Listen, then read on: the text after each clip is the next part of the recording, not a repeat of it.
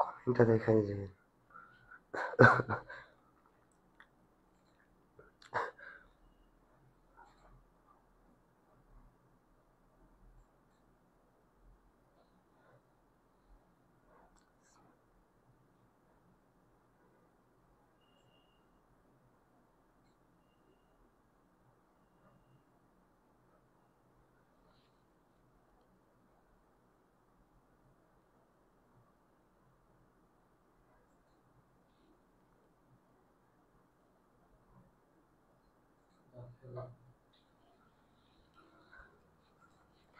আসসালামু আলাইকুম। আমার কথা ক্লিয়ার শুনতে পাচ্ছ কিনা এবং বোর্ড দেখতে পাচ্ছ কিনা একটু কমেন্ট করে জানাও।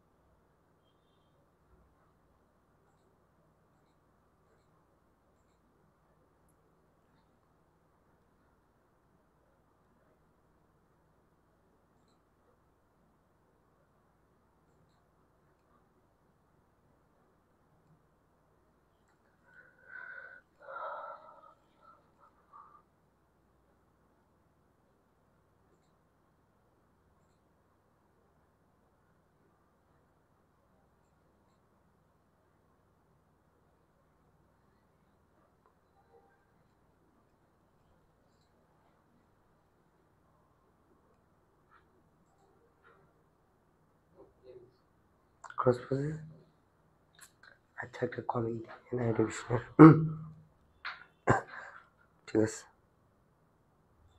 তোমরা হচ্ছে জয়েন হয়ে যাও আর হচ্ছে ক্লাসটা শেয়ার দিয়ে দাও। যারা হচ্ছে আজকে ক্লাসটা শেয়ার দেবে তাদেরকে হচ্ছে আমরা ক্লাসের পিডিএফটা দিয়ে দিব।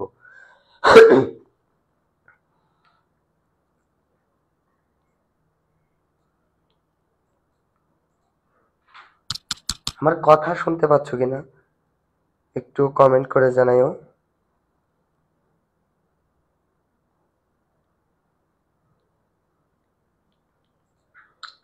আমার কথা শুনতে পাচ্ছ কিনা? ঠিক আছে, একটু কমেন্ট করে জানাইও। আচ্ছা, এটা কোনটার কমেন্ট দিয়েছেন? সায়েন্সেরটা না এডুকেশনেরটা দেন সরাসরি। একই আসবে, একটা হয়ে যাইছি।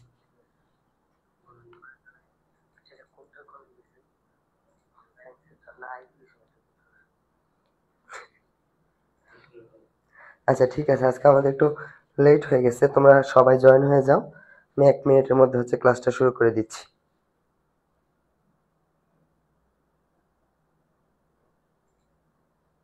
ঠিক আছে। ওয়ালাইকুম আসসালাম। আমার কথা তোমরা শুনতে পাচ্ছ কিনা এটা একটু কমেন্ট করে জানাও। আমি হচ্ছে 5 মিনিট 2 মিনিটের মধ্যে ক্লাস শুরু করে দিচ্ছি, কেমন? আর যারা যারা এখনো ক্লাসটা শেয়ার দাও নাই, তোমরা হচ্ছে ক্লাসটা শেয়ার দিয়ে দাও আর ফ্রেন্ডদেরকে তোমরা মেনশন দিয়ে দাও, কেমন?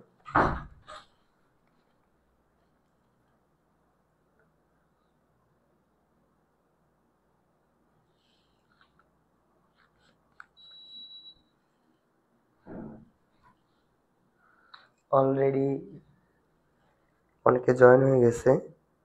চলো তাহলে আমরা ক্লাসটা শুরু করে দিই, আর সময় নষ্ট না করি, কেমন? ওকে, তোমরা হচ্ছে তোমাদের ফ্রেন্ডদেরকে হচ্ছে মেনশন দিয়ে দাও, কেমন? আজকে হচ্ছে আমরা রসায়ন প্রথম পত্রের 4 নাম্বার চ্যাপ্টার রাসায়নিক পরিবর্তন নিয়ে কথাবার্তা বলবো, কেমন? এই চ্যাপ্টার থেকে যে যে টপিক থেকে প্রশ্ন হয় ওই টপিকগুলো নিয়ে আমরা আলোচনা করব। তাহলে এই টপিকের মধ্যে যে যে গুরুত্বপূর্ণ টপিক আছে এই চ্যাপ্টারের মধ্যে, সেটা যদি তোমাদেরকে একটু বলতে চাই: বিক্রিয়ার হার, বিক্রিয়ার ক্রম, এইচএসসির জন্য লেস ইম্পর্টেন্ট, এডমিশনে বেশি কোশ্চেন হয়। আর হচ্ছে নিচের 3টা, এটা হচ্ছে মোটামুটি বলা যায় হট টপিক এগুলা। রাশিয়া তেলেনিতে ভরক্রিয়া সূত্র, ক্যাপিগেসি। আরেকটা পার্ট আছে, সেটা হচ্ছে তোমার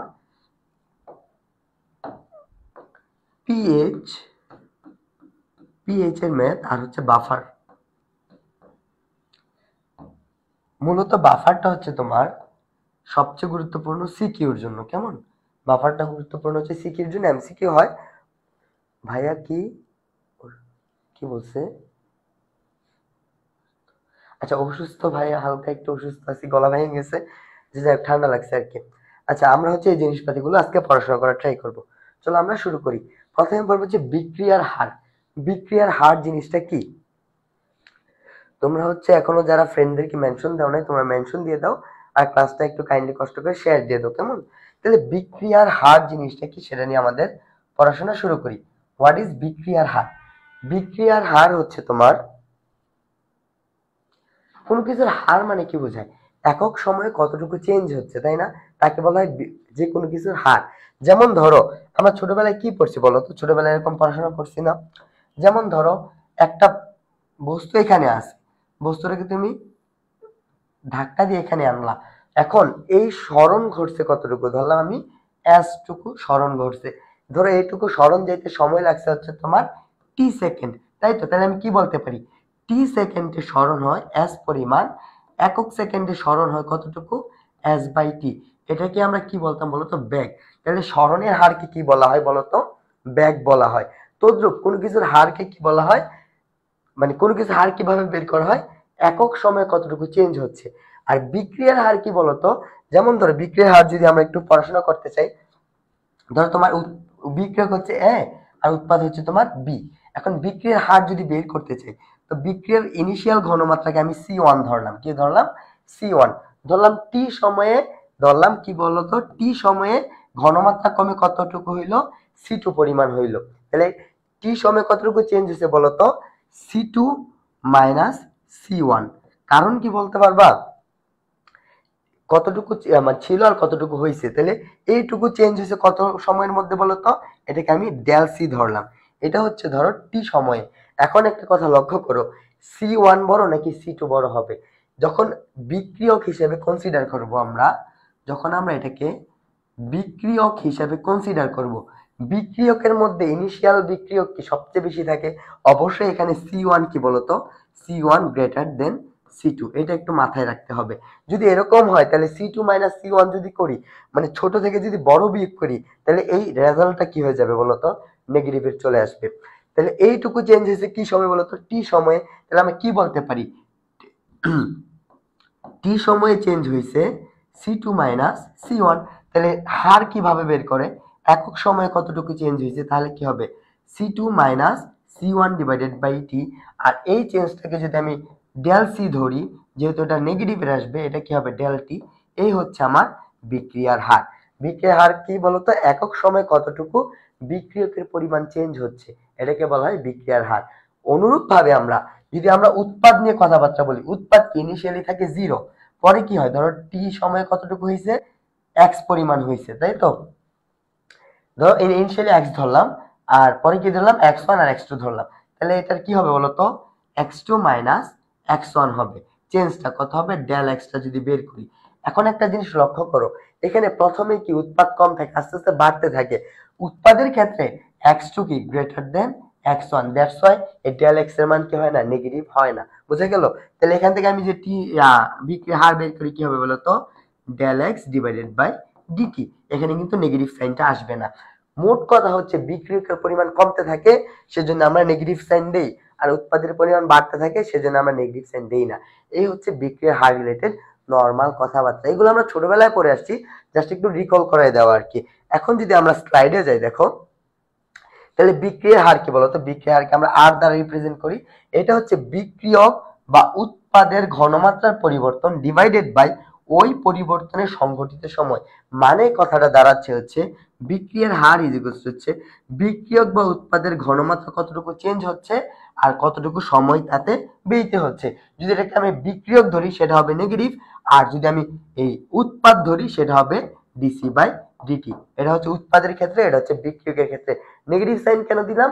বিক্রিয়ক কমতেছে, আর এখানে পজিটিভ সাইন কেন? উৎপাদ বাড়তেছে। এইটুকু কি তোমরা বুঝতে পারছো বিক্রিয়ার হার জিনিসটা কি? একটু কমেন্ট করে জানাই তো যে জি ভাই এইটুকু আমি বুঝতে পারছি। ধীরে বুঝালে ভালো হয়।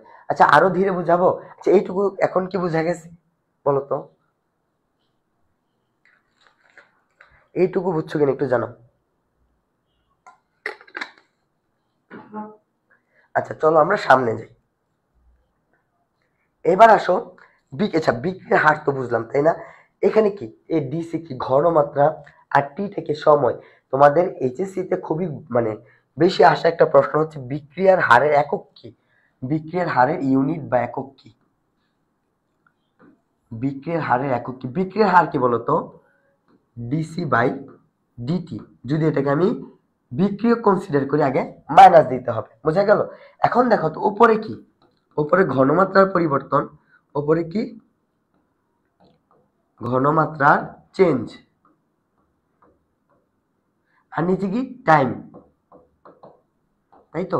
এখন দেখো তো ঘনমাত্রার একক কি, মোল পার লিটার। ঘনমাত্রা একক কি, মোল পার লিটার। আর সময়ের একক কি বলতো, টি, তাই তো, অথবা সেকেন্ড, সেকেন্ড। ওকে।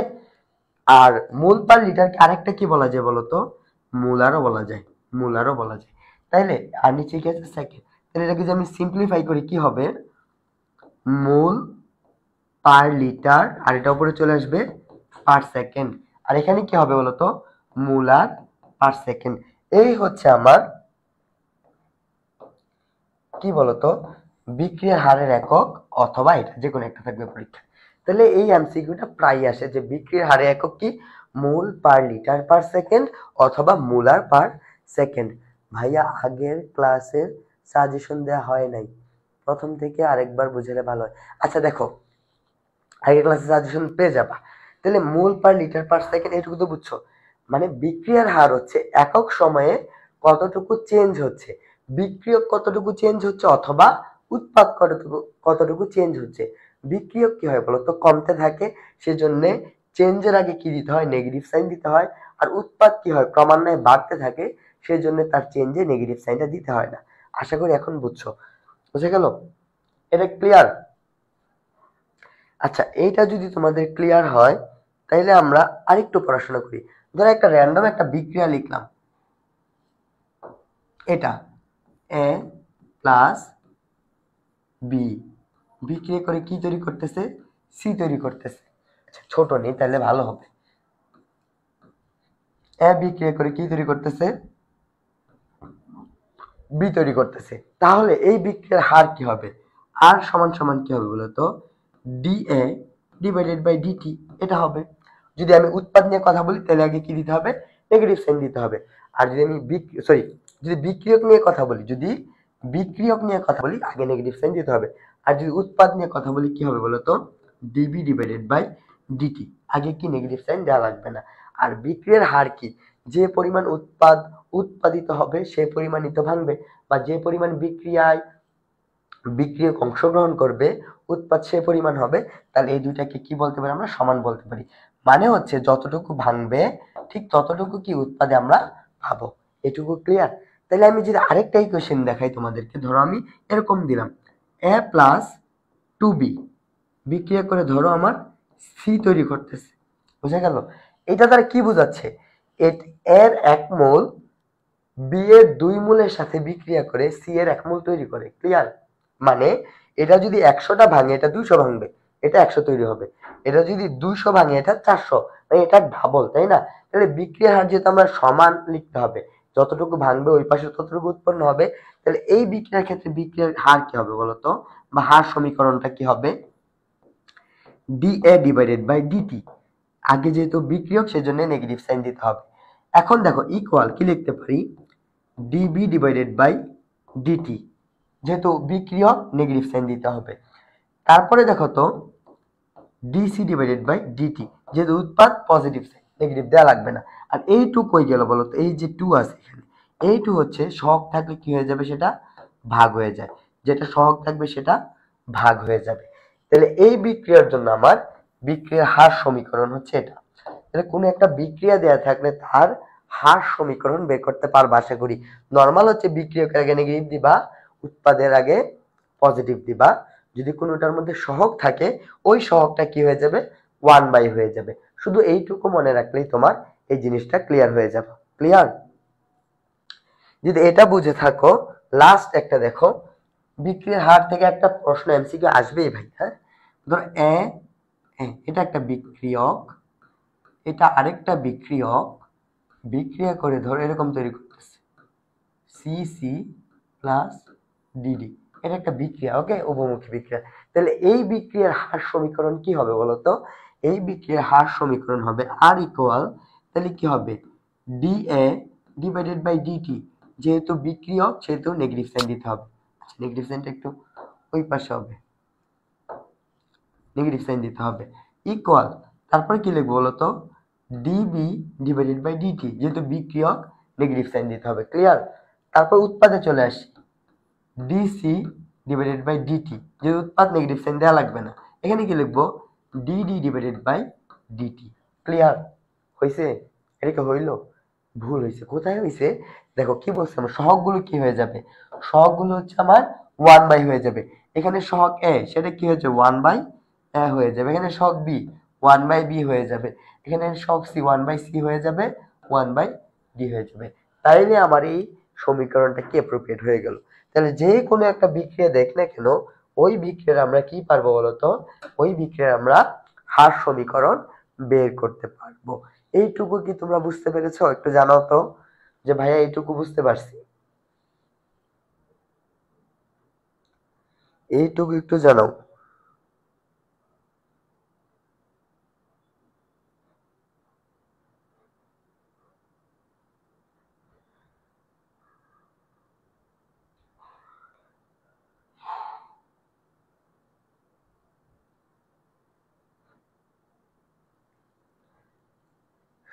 এইটুকু একটু জানাও যে বুঝছো কিনা।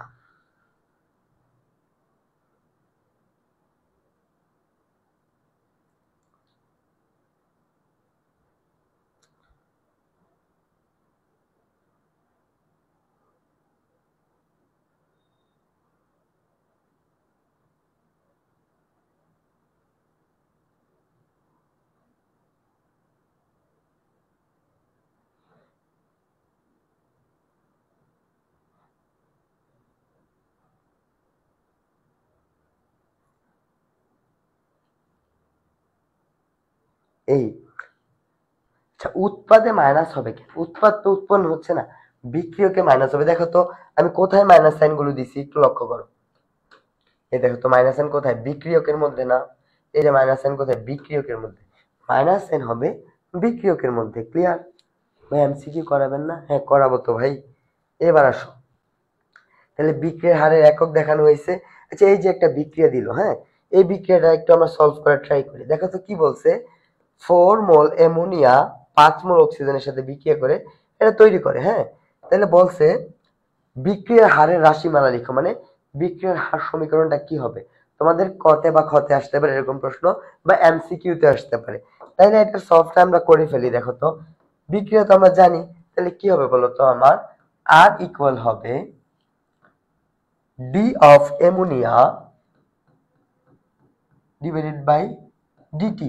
যেহেতু আমার এটা বিক্রিয়ক, সেটা আগে কি দিতে হবে, মাইনাস সাইন দিতে হবে।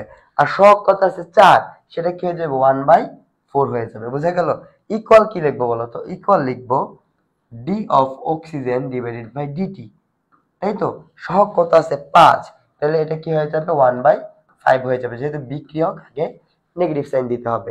একইভাবে উৎপাদের জন্য কি হবে বলতো, উৎপাদের জন্য হবে D of nitric oxide divided by DT, যেহেতু আমার পজিটিভ, কারণ কি গুলো উৎপাদ, আর 4 আছে সেটা 1/4 হয়ে যায়। তাহলে এটা কি হবে বলতো, d of water divided by dt, আর 1/6 হয়ে যাবে। যেহেতু উৎপাদ, উৎপাদের আগে তো কি দেওয়া লাগে না, নেগেটিভ সাইন দেওয়া লাগে না, আর বিক্রিয়কের আগে কি দেওয়া লাগে, নেগেটিভ সাইন। এই হচ্ছে আমার উত্তর। বোঝা গেল? বুঝতে পেরেছেন? আশা করি বোঝা গেল। চলেন আমরা পরবর্তীতে যাই। বিক্রিয়ার হারের একক কি বলেন? আমি হচ্ছে এই কোশ্চেন গুলো রাখছি কি এই চ্যাপ্টার থেকে, এমসি মেডিকেল, ডিইউ, তারপর হচ্ছে জাহাঙ্গীরনগর, তারপর হচ্ছে তোমার কি বলা হয় বলতো, এই এইচএসসি তে বেশি পরিমাণ প্রশ্ন হয়, এবং যে প্রশ্নগুলো এডমিশন এবং মেডিকেল এবং হচ্ছে তোমার কি বলা হয় এইচএসসি দুই জায়গায় আসে, সে প্রশ্নগুলো হচ্ছে রাখার ট্রাই করছি। এটার একক কি হবে, বিক্রিয়ার কি পড়াইছি, মোল পার লিটার পার সেকেন্ড। কই আছে দেখো তো, মোল পার লিটার পার সেকেন্ড। তাহলে এটার উত্তর হবে এটা, mole per litre per second. Clear? বুঝছো কি? এটা ক্লিয়ার? আচ্ছা, এরপরে দেখো একটা বিক্রিয়া দেখা আছে এ থেকে বি তৈরি হচ্ছে, তাহলে বিক্রিয়ার ক্ষেত্রে কোনটি সঠিক, মানে কোন ইকুয়েশনটা সঠিক বিক্রিয়ার হারের জন্য বলো তো। দেখো এখানে কি বলা আছে, বিক্রিয়াটা দেওয়া আছে তোমার এ অফ এ বিক্রিয়া করে কি তৈরি করে বলো তো, বি অফ বি। তাহলে এই বিক্রিয়ার জন্য হার সমীকরণ কি হবে, এই বিক্রিয়ার জন্য হার সমীকরণ হবে r equal d of a divided by DT, যেহেতু বিক্রিয়ক আগে নেগেটিভ সাইন আর সহগটা কি হয়ে যাবে 1/, হয়ে যাবে, বোঝা গেল 1/, হয়ে যাবে। পরে দেখো যেহেতু উৎপাদ নেগেটিভ দেওয়া লাগবে না, ডিবি ডিভাইডেড বাই ডিটি, যেহেতু সহগ বি আছে 1/b হয়ে যাবে। তাহলে উত্তর এই দুইটার একটা হবে, এই দুইটার একটা হবে। দেখো এই দুইটার একটা কি অপশনে আছে, দেখো তো D A divided by d t আছে কিন্তু সহগটা নাই, 1/a D A divided by DT.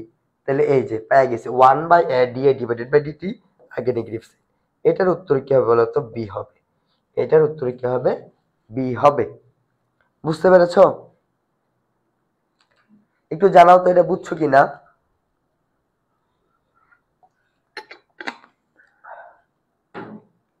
ঠিক আছে, চলো আমরা সামনে যাই। কি বলছে দেখো তো, এই যে একটা বিক্রিয়া লক্ষ্য করো, এ প্লাস 2b মিলে ডি তৈরি করলো, হ্যাঁ এটা একটা বিক্রিয়া। এই বিক্রিয়া যদি বিক্রিয়া হার সমীকরণ রেটটাও দেওয়া আছে, হ্যাঁ এটা একটা হার সমীকরণ রেট। কথা হচ্ছে উভয় বিক্রিয়কের ঘনমাত্রা যদি দ্বিগুণ করা হয়, ঘনমাত্রা কি করা হয়েছে, দ্বিগুণ করা হয়েছে। সহজ কথা ভাই, এত জিনিস পড়াও লাগবে না। তোমরা দেখো তো বিক্রিয়ার হার কি পড়ছো, হার ইকুয়াল কি পড়ছো, ডি এ ডিভাইড বা ডিসি ডিভাইডেড বাই ডিটি পড়ছো, তাই না? এরকম পড়ছো না? তাহলে দেখো তো এই সি কি ঘনমাত্রা, সোজা কথা কি বিক্রিয়ার হারের সাথে বিক্রিয়কের ঘনমাত্রার কি সম্পর্ক, সমানুপাতিক সম্পর্ক। বিক্রিয়ার হারের সাথে বিক্রিয়কের ঘনমাত্রার কি সম্পর্ক, সমানুপাতিক।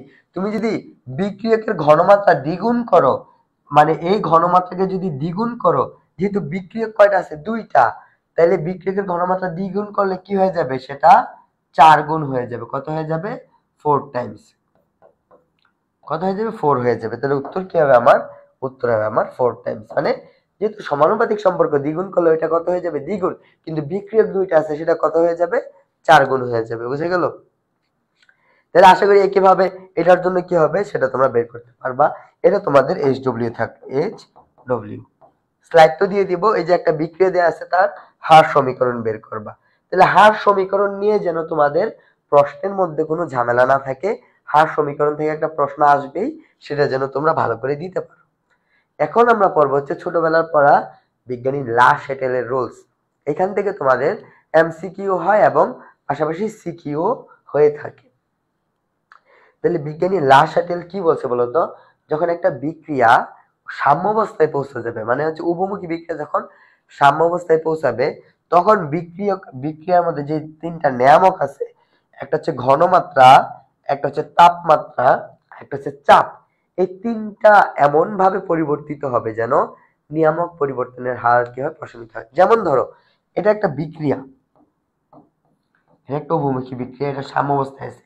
তুমি যদি এখানে বিক্রিয়াটাকে মানে এই তিনটা নিয়ামক আছে, একটা ঘনমাত্রা, একটা চাপ, একটা তাপমাত্রা, তুমি যে এই তিনটার এখানে যে কোনো একটা চেঞ্জ করো, এই বিক্রিয়াটা এমন ভাবে শিফটিং হবে, হয় ফরওয়ার্ডে যাবে অথবা ব্যাকওয়ার্ডে যাবে। যাই করুক না কেন এমন ভাবে শিফটটা হবে যেন তুমি এখানে যেটাই চেঞ্জ করো না কেন, ওই জিনিসটাকে যেন সে প্রশমিত করতে পারে বা নিউট্রালাইজ করতে পারে। এইটুকু বুঝছো কি বলছি, কি বলছি বুঝছো? তাহলে এটাই বলছে হচ্ছে নিয়ামক গুলো কি কি, ঘনমাত্রা, চাপ, তাপমাত্রা। তুমি কিন্তু কয়ের জন্য লা শ্যাটেলের রুলসটা কি করবা, শিখে রাখবা। এখন আসি তাপমাত্রার প্রভাব। লা শ্যাটেলের রুলস এর মধ্যে তাপমাত্রা কি প্রভাব ফেলে, হ্যাঁ সেটা জানার আগে আমাদের জানতে হবে বিক্রিয়া কয় ধরনের, তাপমাত্রার উপর বেস করে। কি বললাম,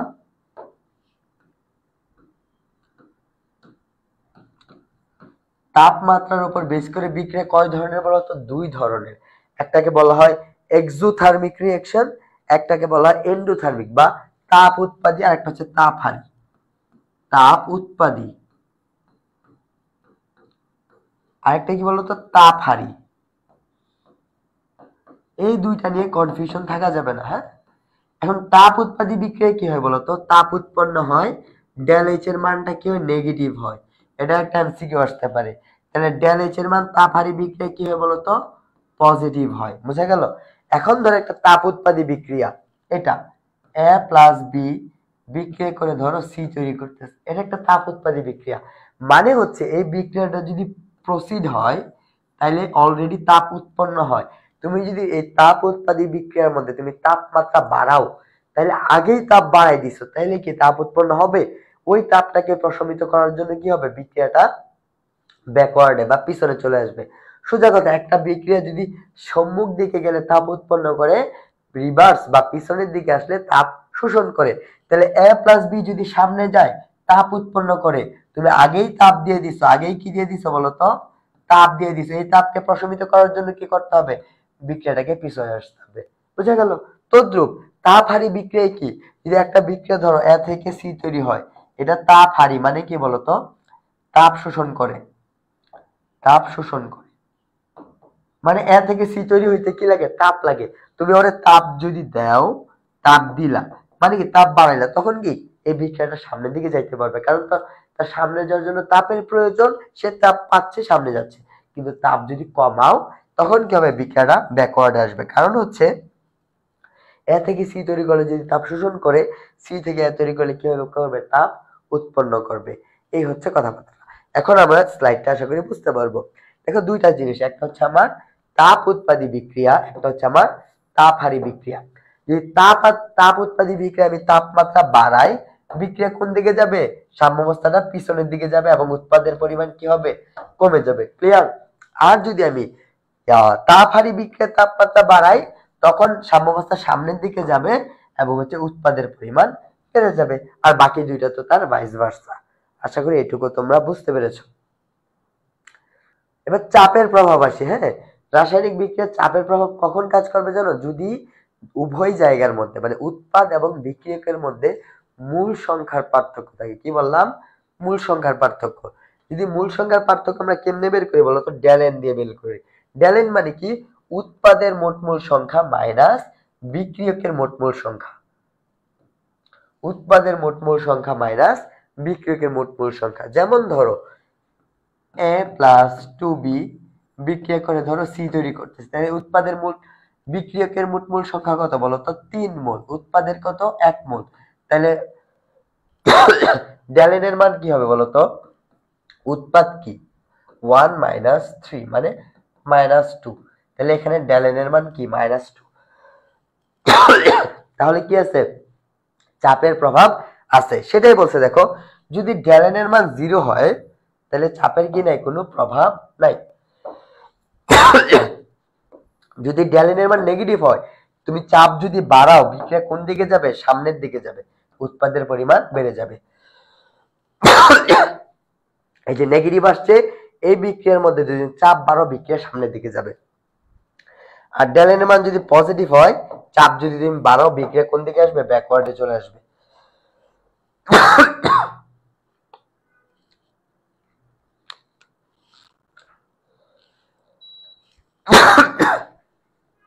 বুঝতে পেরেছো?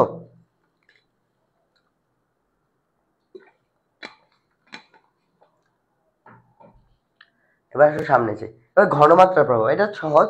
যদি বিক্রিয়ার ঘনমাত্রা তুমি বিক্রিয়কের ঘনমাত্রা যদি তুমি বাড়াও, বিক্রিয়া সামনে যাবে।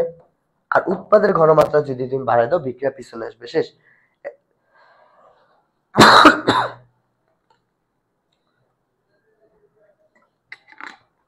তোমাদের এটা মনে রাখতে হবে।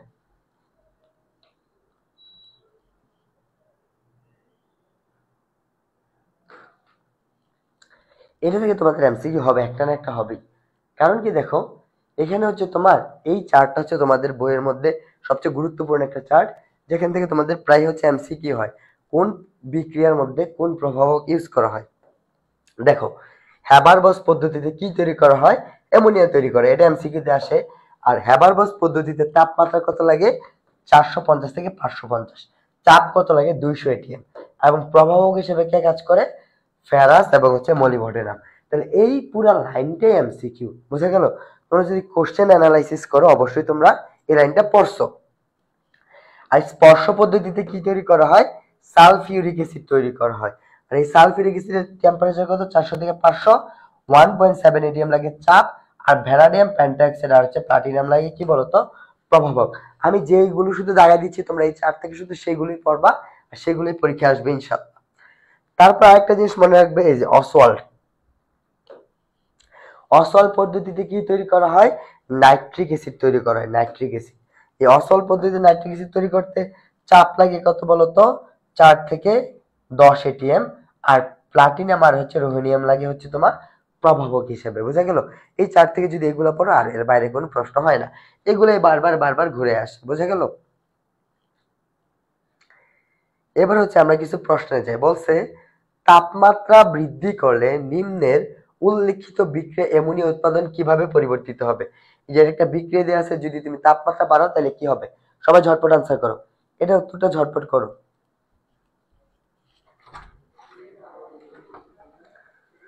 এসি রিমোটটা কাজ করতেছে না একটু,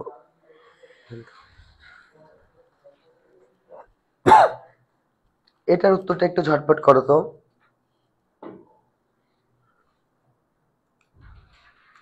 অফ করে একটু,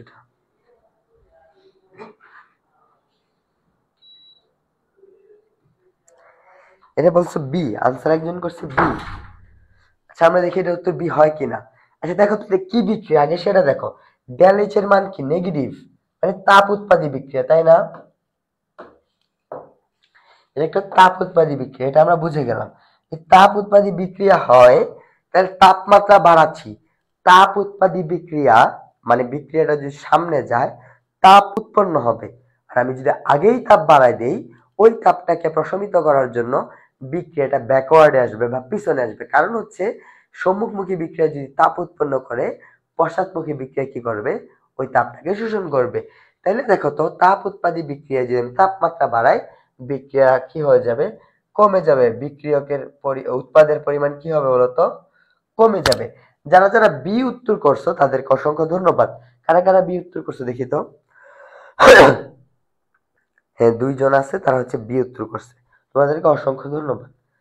তারপরের প্রশ্নে যদি দেখি আমরা, দেখো টেম্পারেচার বলা আছে 25 ডিগ্রি, মানে রুম টেম্পারেচার একটি সাম্যাবস্থা দেয়া আছে। তাহলে বলছে কোন পরিবর্তনটি সাম্যাবস্থাটিকে ডান দিকে স্থানান্তরিত করবে, মানে বিক্রিয়াটাকে সামনের দিকে নিয়ে যাবে কে। এটা একটা তাপহারী বিক্রিয়া, তাহলে বলো তো তাপমাত্রা যদি 15 রাখে, বিক্রিয়া কত সামনের দিকে যাবে বলো তো। এমনিতেই সে তাপহারী বিক্রিয়া, তাপমাত্রা আরো কমাই দিচ্ছে, তাহলে বিক্রিয়াটা পিছনে আসবে, সামনে যাবে না। তাহলে আমার বলতো এই উত্তরটা কি হবে না। পরবর্তীতে দেখো তাপমাত্রা আমি 35 করলাম, 35 করলাম, দেখো তো 35 মানে 25 থেকে টেম্পারেচারটা বেশি আছে। তাহলে তাপহারী বিক্রিয়ায় তাপমাত্রা যদি আমি বাড়াই, বিক্রিয়া ডান দিকে যাবে। তাহলে আমার উত্তর কি হবে বলতো, উত্তর আমার হবে বি, উত্তর হবে আমার বি। বুঝতে পেরেছো, এটা বুঝছো উত্তর যে বি হবে। ঠিক আছে, যারা যারা বি উত্তর দিছো তাদেরকে অসংখ্য ধন্যবাদ। চলো পরবর্তীতে যাই। দেখো তাপহারী বিক্রিয়ায় তাপমাত্রা বৃদ্ধির ফলে উৎপাদের পরিমাণ কি হবে বলতো। বিক্রিয়াটা হচ্ছে তাপহারী, তুমি যদি তাপমাত্রা বৃদ্ধি করো তখন উৎপাদ কি হবে, বুঝতে পারতেছো জিনিসটা। তাপহারী মানে বিক্রিয়াটা সামনে গেলে তাপ শোষণ করে, তুমি অলরেডি তাহলে তাপ বাড়াই দিছো, মানে ওই তাপটা শোষণ করে বিক্রিয়াটা ভালো সামনে যাইতে পারবে, মানে উৎপাদের পরিমাণ বেড়ে যাবে, উৎপাদের পরিমাণ বেড়ে যাবে। বুঝতে পেরেছো আনসার। এই এটা কিন্তু মানে অলৌকিক ভাবে তিনটাই বি উত্তর হয়ে গেছে, এটার জন্য কর্তৃপক্ষ দায়ী নয়, আনসার হবে বি। আশা করি বুঝছো। আচ্ছা একটু অ্যাডজাস্ট করে নাও ভাই, গলাটা হচ্ছে আজকে ভাইয়ে গেছে আর কি, টানা অনেকদিন ক্লাস না হয়েছে, গলার অবস্থা বাজে হয়ে গেছে একদম। আচ্ছা পরের প্রশ্নটা দেখি কেউ পারো কিনা, এটা একটু আনসার করো, হ্যাঁ এটা একটু আনসার করো।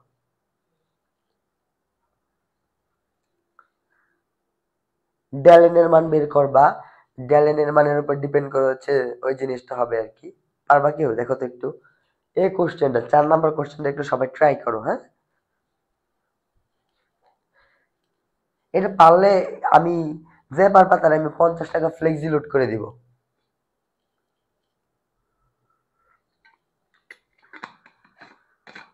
আর কেউ দুইবার উত্তর দিতে পারবো না, একবার। এটা যে পারবে সবার আগে তাকে 50 টাকা ফ্লেক্সি লোড করে দিব। আচ্ছা, একজন পাইছি ডি আনসার করছে, দুইজন পাইছি ডি আনসার করছে। ওই 4 নাম্বারটা একজন, ওর নাম কি ফাহমিদা, সে হচ্ছে ডি আনসার করছে। হ্যাঁ, আচ্ছা তোমরা আর কয়েকজন হচ্ছে আনসার করো, 50 টাকা ফ্লেক্সি লোড পাবা যদি সঠিক উত্তর দিতে পারো।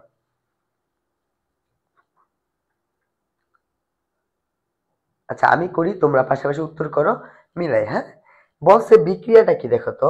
বিক্রিয়াটা বলা আছে হচ্ছে এটা, 3 মোল ফের আয়রন 4 মোল পানির সাথে বিক্রিয়া করে 4 মোল হাইড্রোজেন এবং হচ্ছে 1 মোল ফেরিক অক্সাইড উৎপন্ন করে। এটা হচ্ছে আমার বিক্রিয়া থাকলো। তাহলে আমার প্রথমে কি ড্যালেনের মান বের করতে হবে চাপের প্রভাবের জন্য। ড্যালেন মানে কি বলতো, উৎপাদের মূল সংখ্যা মাইনাস বিক্রিয়কের মূল সংখ্যা। উৎপাদের মূল সংখ্যা কত, 4, আর এখানে কত 1, টোটাল 5, মাইনাস বিক্রিয়ক কত 4 আর 3 কত 7, তাহলে কত হলো বলো তো, -2। যদি ড্যালেনের মান নেগেটিভ হয়, একটু আগে শিখে আসছি মনে আছে, চাপের প্রভাবে যদি ড্যালেনের মান নেগেটিভ হয়, তখন চাপ যদি তুমি বাড়াও বিক্রিয়া সামনে যাবে। বুঝে গেল? ড্যালেনের মান আমি কি পাইছি বলতো, নেগেটিভ পাইছি। এখন যদি আমি সাম্যাবস্থা ডান দিকে কখন যাবে, চাপ যদি আমি বাড়াই, দেখো চাপ যদি আমি বাড়াই সাম্যাবস্থা ডি, মানে উত্তর হবে ডি। উত্তর কি হবে বলতো, ডি। এটা বেস করে হচ্ছে তুমি ডি আনসার করছো। তা দুজন পাইলাম ডি আনসার করছে, কিন্তু ভাইয়া এটা ভুল। এটা ভুল, কেন ভুল দেখো। চাপের প্রভাব কাদের উপর প্রযোজ্য, একমাত্র গ্যাসিয়াস হইতে হবে, গ্যাসিয়াস বস্তু পদার্থের উপর, অথবা একুয়াস হইতে হবে। দেখো তো, দেখো তো বাচ্চারা, এটা কি সলিড, সলিড, তাহলে এই অংশটার উপর চাপের প্রভাব নাই। এটা গ্যাস, এটা গ্যাস, এটা সলিড, এটার উপরে কি নাই, চাপের প্রভাব নেই। তাহলে ক্যালকুলেশন হবে এটা নিয়ে। তাহলে এটার জন্য আমার ড্যালেন কি হবে, ড্যালেন হবে কত, উৎপাদ কত 4 মাইনাস বিক্রিয়ক কত 4 বা ইকুয়াল 0, মানে চাপের কোনো প্রভাব নাই, সাম্যাবস্থার কি হবে না, কোনো পরিবর্তন হবে না। এটা কই লেখা, এই যে সাম্যাবস্থা অপরিবর্তিত থাকবে। উত্তর হবে আমার সি, উত্তর হবে আমার সি। তোমরা কেউ সেটা পারো নাই, বুঝছো? এখন উত্তর সি হবে। ক্লিয়ার? এখন কি পারা যাবে? তোমরা দেখো ভাই, এই প্রশ্ন কিন্তু তোমাদের এইচএসসি তে আসবে। তোমরা কিন্তু এই চ্যাপ্টার পড়ে ফেলছো, 2 বছর পড়ে ফেলছো। এখনো যদি এই কনসেপ্টটাই, মানে কনফিউশনটা তোমাদের ক্লিয়ার না হয়, তাহলে কিন্তু পরীক্ষায় ধরা খেয়ে যাবা। একটু মাথা ঠান্ডা করে আনসার করতে হবে। এটা কিন্তু এইচএসসি তে আসা একটা কোশ্চেন। এটা দেখো, চাপের প্রভাব কখন থাকবে, যখন বিক্রিয়াটা গ্যাসিয়াস হবে, মানে বিক্রিয়ক এবং উৎপাদগুলো গ্যাসিয়াস হবে অথবা একোয়াস হবে। ঠিক একইভাবে কিন্তু ক্যাপিকেসির জন্য এগুলো প্রযোজ্য। হ্যাঁ, একোয়াস হইতে হবে অথবা গ্যাসিয়াস হইতে হবে। আচ্ছা, এবার আমরা শিখবো হচ্ছে ভর ক্রিয়ার সূত্র। এই তোমাদেরকে বলি, বিক্রিয়ার হার রিলেটেড কথাবার্তা থেকে আশা করি প্রশ্ন আসলে পারা যাবে, তাই না? যারা যারা সঠিক উত্তর দিতে পারছো অসংখ্য ধন্যবাদ, আর যারা ভুল উত্তর দিছো তাদেরকে ধন্যবাদ, তোমাদের শিখা হয়ে গেছে। যদি পরীক্ষায় প্রশ্ন এরকম এসে যায়, তখন কিন্তু মাথায় রাখতে হবে চাপের প্রভাবের জন্য উৎপাদ বিক্রিয়ক গুলো কিসে আছে, গ্যাসিয়াস মিডিয়ামে নাকি তোমার একুয়াস মিডিয়ামে নাকি সলিড মিডিয়ামে। ক্লিয়ার? আচ্ছা, ভর ক্রিয়ার সূত্র কি বলছে, তাপমাত্রা যদি ফিক্স থাকে কোনো নির্দিষ্ট সময়ে কোনো বিক্রিয়ার হার, কি বললাম, বিক্রিয়ার হার ওইটা সক্রিয় ভরের সমানুপাতিক, তাই তো? এখন একটা জিনিস সম্পর্কে আমার ধারণা রাখতে হবে, সক্রিয় ভর জিনিসটা কি, সক্রিয় ভর জিনিসটা কি। সক্রিয় ভর আমার দুই ধরনের হইতে পারে। একটা হইতে পারে যখন আমি চাপকে কনসিডার করব, আংশিক চাপকে, কাকে, পার্শিয়াল প্রেসার বা আংশিক চাপ। আরেকটা কাকে কনসিডার করব, ঘনমাত্রা, মোলার ঘনমাত্রা, মোলার ঘনমাত্রা। তাহলে দেখো, যখন আমি আংশিক চাপকে কনসিডারেশন আনবো, তখন আমি কাকে পাবো বলতো, এখান থেকে আমি পাবো হচ্ছে ক্যাপি। বুঝা গেল? আর যদি আমি মোলার ঘনমাত্রাকে কনসিডারেশন আনি, এখান থেকে আমরা কাকে পাবো বলতো, ক্যাসি পাবো। দুইটা সাম্য ধ্রুবক পাবো। তাহলে এটাই হচ্ছে মোলার ঘন, আংশিক চাপটা কি বলতো, মোলার ঘনমাত্রা অথবা আংশিক চাপ, সেটা হচ্ছে সক্রিয় ভর। তাহলে সক্রিয় ভর কি মোলার ঘনমাত্রা এবং আংশিক চাপ, যে কোনো একটা হইতে পারে। তাহলে সাম্য ধ্রুবক আমরা কি শিখবো, সাম্যাঙ্ক কি? আচ্ছা, সাম্য ধ্রুবকের জন্য উপরে কে যাবে বলতো, উৎপাদের মোট মোল সংখ্যা ঘাত সহ, নিচে আসবে বিক্রয়। এগুলো আমরা শিখছি ছোটবেলায়, ক্যাপি ক্যাসি কিভাবে নির্ণয় করতে। এখন তো আর ওগুলা দেখানোর সময় তোমাদের না, এগুলো তোমরা সবাই পড়ো। যেমন ক্যাসির ক্ষেত্রে কি হয়, উৎপাদের উপাদানের মূল সংখ্যা ঘাত সহ ডিভাইডেড বাই বিক্রিয়ক। আমরা একটা, আর ক্যাপির জন্য কি হবে বলতো, উৎপাদের উপাদান সমূহের আংশিক চাপ ডিভাইডেড বাই বিক্রিয়কের আংশিক চাপ। এটা আমরা এখন একটা প্রশ্নে যাওয়ার আগে শিখে আসি। যেমন ধর একটা বিক্রিয়া লিখলাম, হাইড্রোজেন প্লাস নাইট্রোজেন বিক্রিয়া করে কি তৈরি করে বলতো, অ্যামোনিয়া তৈরি করে, অ্যামোনিয়া তৈরি করে, তাই না? এই যে অ্যামোনিয়া উৎপাদন। এই বিক্রিয়ার জন্য যদি আমি তোমার ক্যাসি বের করতে চাই, যখন আমার সক্রিয় ভরটাকে আমি মোলার ঘনমাত্রাতে নিব, কি বলবো বলতো, উপরে যাবে কি বলো, উৎপাদের মূল সংখ্যা, মোট মূল সংখ্যা, উৎপাদ গ্যাস অ্যামোনিয়ার ঘনমাত্রা যাবে, অ্যামোনিয়া NH3 এর কনসেন্ট্রেশন যাবে, তার ঘাত সহ 2 কি হয়ে যাবে, তার পাওয়ার হয়ে যাবে, তাই তো?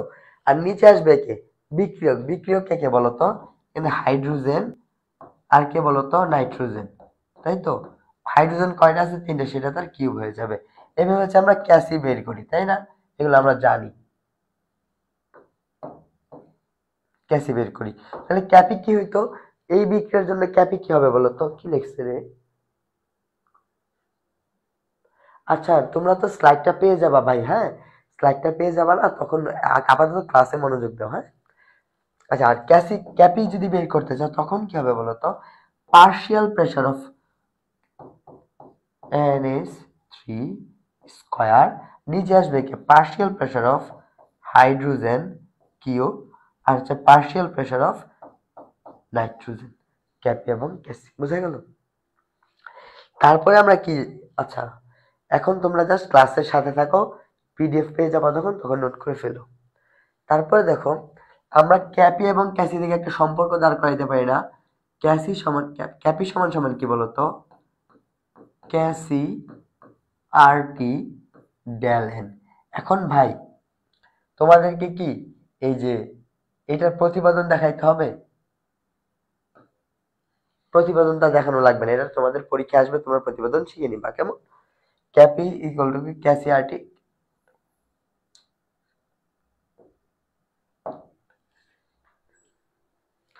এই যে এটাই হচ্ছে এখানে দেখানো হয়েছে, কই গেল, এই যে ক্যাপি সমান সমান ক্যাসি RT ডেল এন, বোঝা গেল? ডেল এন কি, ডেল এন একটু আগে শিখে আসছি, উৎপাদের মোট মূল সংখ্যা মাইনাস বিক্রিয়কের মোট মূল সংখ্যা, তাই তো? এখন আমরা আশা করি কোশ্চেনে যদি যাই জিনিসগুলো পারবো। আচ্ছা, এই ক্ষেত্রে হচ্ছে আমাদের একটু সতর্ক থাকতে হবে। ক্যাপি দেখো, ক্যাপি সমান সমান ক্যাসি RT ডেল এন, এটা আমরা তো পাইছি, তাই না? এখন দেখো তো, ধরলাম, ধরি ধরি ডেল এন এর মান ধরো -2 আসছে, যদি এটা ধরি, তাহলে এই ফর্মুলাটা কি হবে, ক্যাপি সমান সমান ক্যাসি RT -2 হবে। তারপর দেখো, এটাকে সিম্পলিফাই করা যায়, অপশনে এরকম থাকতে পারে, অথবা দেখো এরকমও থাকতে পারে, ক্যাপি সমান এই RT টু দি পাওয়ার -2 মানে কি নিচে চলে আসবে, তাহলে কি হবে বলতো, K C divided by RT square হয়ে যাবে, এটা হইতে পারে। আবার কি রকম হইতে পারে দেখো তো, তুমি যদি ক্যাসি কে এখানে রাখো, এটা পাশে আর গুণ হয়ে যাবে, তাহলে কি হবে বলতো, ক্যাপি ইনটু RT স্কয়ার। তাহলে অপশনে তোমার এটা থাকতে পারে, অপশনে তোমার এটাও থাকতে পারে, অপশনে তোমার এটাও থাকতে পারে। তাহলে আমাদের 3টা জিনিসই মাথায় রাখতে হবে যখন আমরা ক্যাপি এবং ক্যাসি নিয়ে কথাবার্তা বলবো, বোঝা গেল? 3টা জিনিসই মাথায় রাখতে হবে। চলো আমরা সামনে যাই। তাহলে দেখো,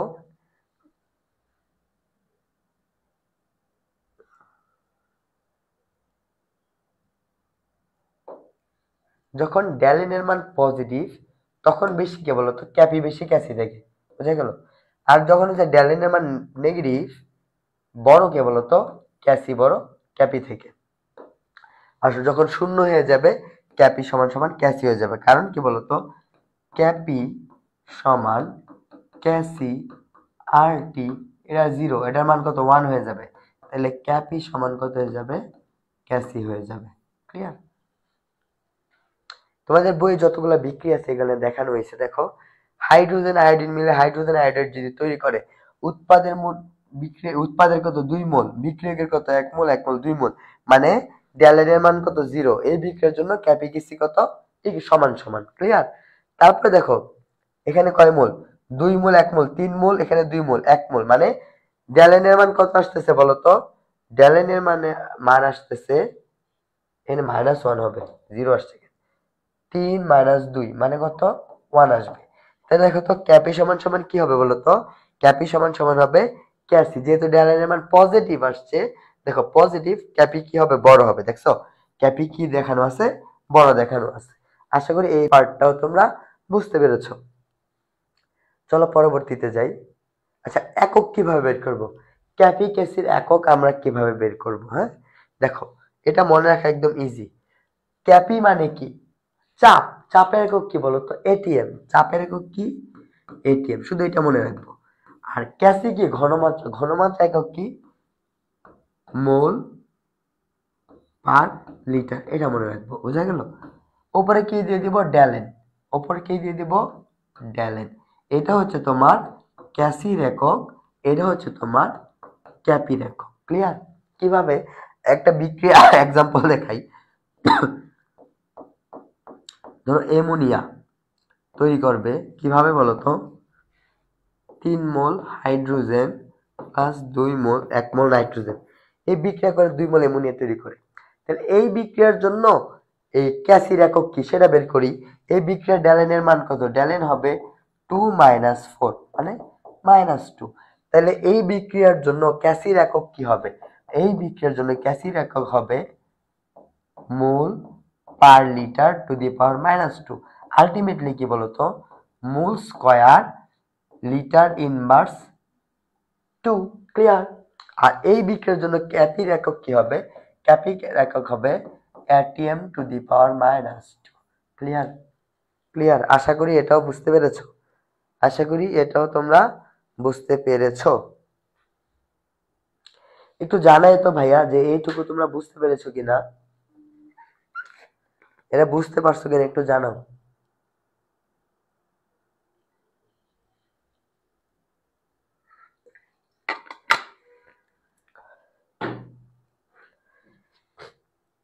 আচ্ছা আচ্ছা, এই বিক্রিয়াটা একটু দেখি, দেখো কি বলছে। মার্কারি 2 অক্সাইডের যদি আমরা তাপে বিয়োজিত করি, তাহলে এভাবে ভাঙে, বিক্রিয়াটা দেয়া আছে, হ্যাঁ 2 বল মার্কারি অক্সাইড বিক্রিয়া করে এটা তৈরি করে।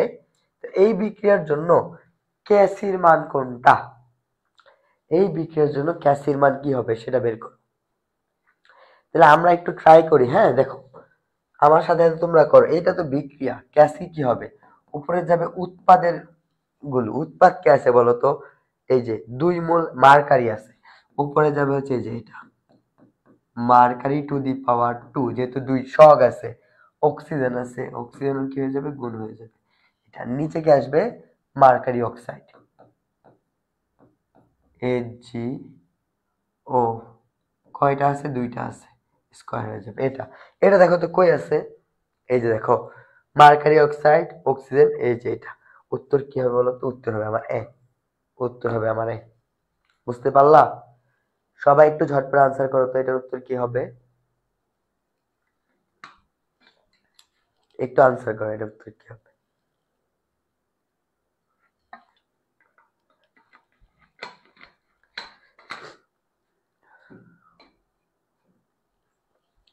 আচ্ছা, একজন আনসার করছে ডি, একজন আনসার করছে ডি।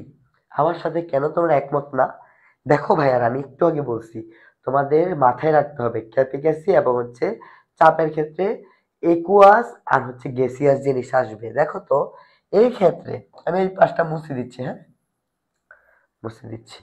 এই ক্ষেত্রে দেখো তো এটা সলিড, তাহলে এই অংশটা আমার আসবে না। এটা লিকুইড, এটা আসবে না, শুধু এই গ্যাসিয়াস অংশটা আসবে। তাহলে গ্যাসই সমান সমান কি হবে? উৎপাদ কে বলতো? অক্সিজেন। আর কি কিছু আছে? এইগুলো তো কিছু নাই, নিচে আসবে না। তাহলে উত্তর হবে আমার এই যে ডি। উত্তর হবে আমার ডি। বুঝে গেল? এই ডি আনসার করছে কে দেখি তো? ফাহমিদা। তাহলে ফাহমিদা কি কি কি দেওয়া যেতে পারে? অসংখ্য ধন্যবাদ দেওয়া যেতে পারে। কেমন? যে ফাহমিদা এটা মনে রাখছে। আর যারা যারা আনসার করো নাই তাদেরকে মাইর দেওয়া লাগবে। ওকে, ওকে।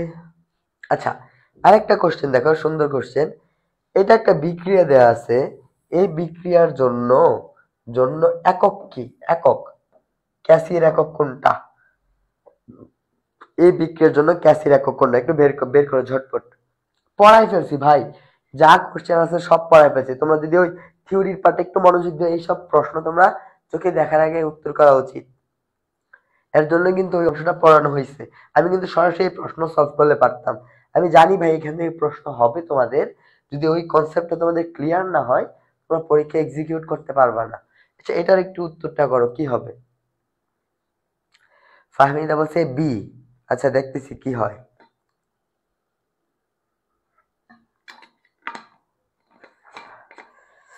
চলো দেখি, আমরা ডেল এন এর মান বের করি। আমার একক কি হবে? মোল পার লিটার হবে, তাই তো? মোল, যেহেতু ডেসিমিটার কিউব দেওয়া আছে, তাহলে আমি ডিএম কিউব লিখি। বুঝা গেল? এটা রাখলাম। এটার উপর কি যাবে? ডেলেন যাবে। দেখো ডেলেন এর মান কত? এখানে হচ্ছে 3 আর 2 5। এখানে কত? 2 আর 1 কত? 3। 5 থেকে যদি তোমার 3 চলে যায় 2 হবে। এটার উপর 2 হয়ে যাবে, মানে এটা 2 হবে, এটা 6 হবে। দেখো তো, মোল স্কয়ার পার ডি ডি 6 ওটা কই আছে? এই যে দেখো বি। উত্তর কি? এই যে বি। উত্তর হচ্ছে আমার বি। উত্তর হচ্ছে আমার বি। আশা করি ক্লিয়ার। আশা করি ক্লিয়ার। তিনেরটা দেখো, নিচের কোন অবস্থার পরিবর্তনের ফলে সাম্যাবস্থায় কে এর মান পরিবর্তন হবে? এটা মুখস্থ জিনিস, সবাই জানে। তাপমাত্রা। তাপমাত্রা ছাড়া অন্য কোনো সময় এটা পরিবর্তিত হয় না। ক্লিয়ার? তাহলে শোনো, তোমাদের ক্যাপি-কেসি রিলেটেড যেরকম প্রশ্ন হইতে পারে, তোমাদের থিওরি প্লাস এমসিকিউ সলভিং দেখানো হয়েছে। তোমরা এখান থেকে তোমরা মার্কস ক্যারি করতে হবে। পারা যাবে? যদি এটা তোমরা বুঝে থাকো, একটু ঝটপট ইয়েস লিখো। হ্যাঁ, ঝটপট একটু ইয়েস লিখো, জি ভাই এটা তোমরা পারবা। এই ও ডি আনসার করছে কেন? এই ডি কেন হবে ভাই? আনসার তো বি হবে। মাইনাস আছে না? দেখো কি এটা বলো তো? মোল পার মানে কি? নিচে ডিএম3। এটা, এটার উপরে যদি 2 হয়, তাহলে এটা 2 হবে, এখানে 6 হবে। এটা উপরে গেলে কি হয়ে যাবে? মাইনাস হয়ে যাবে। এই যে দেখো মাইনাস আছে, বুঝছো? আনসার তো বি হবে। ফাহমিদা বুঝছো কি? আচ্ছা, আমরা সামনে যাই। দেখো, নিম্নের বিক্রিয়া ক্যাপিগেসি সমান কোন বিক্রিয়ার জন্য ক্যাপিগেসি সমান হবে বলতো? যে বিক্রিয়ার মধ্যে তোমার কি বলতো ড্যালেনের মান 0 হবে। হিসাব করো, দেখো সবগুলো গ্যাসিয়াস কিনা। তাহলে দেখো 3 1 মোল এটা হবে না, মিলে না। 2 মোল 3 মোল 5 মোল এটাও মিলতেছে না। দেখো তো, 1 মোল 1 মোল 2 মোল, এখানে 2 মোল। তাহলে আনসার কি হবে? সি হবে। আনসার হবে আমার সি। বুঝতে পেরেছেন? আনসার কেন সি হবে? ডেলেন এর মান যখন 0 হবে তখনই ক্যাপিগেসি সমান হবে। পরের প্রশ্ন দেখো, ক্যাসি সম্পর্ক কোনটা? এই বিক্রিয়া সম্পর্কে একটু আগে দেখায় আসছি। এটা না পারলে দাঁত ফালাই দিবে, এটা আমি করে দিব না। আমি একটু আগে স্লাইডে করাইছি। এইচ ডব্লিউ না, এখনই করো সবাই। এটা উত্তর করো সবাই ঝটপট। এটা অ্যামোনিয়া উৎপাদন, এই একটু আগে দেখাইলাম না এটা ভাই? 2 মোল 3 মোল হাইড্রোজেন নাইট্রোজেনের সাথে বিক্রিয়া করে কি তৈরি করে বলতো? অ্যামোনিয়া তৈরি করে 2 মোল। ড্যালেন এর মান কত? 2 - 4 মানে -2। তাহলে কি বলতো ক্যাপি সমান কি হবে? ক্যাপি সমান Cassie RT two the power -2। এই যে এটা তিনটা ফরম্যাট দেখাইছে, এটার তিনটা ফরম্যাট, এখানে একটা ফরম্যাট আছে। তাহলে তোমাদের কিন্তু তিনটা ফরম্যাটই মনে রাখতে হবে। কেমন? দেখো ভাইয়ারা, এই যে আমি তোমাকে কেন এই তিনটা ফরম্যাট দেখাইলাম, কই গেল এটা? কোথায় দেখাইলাম?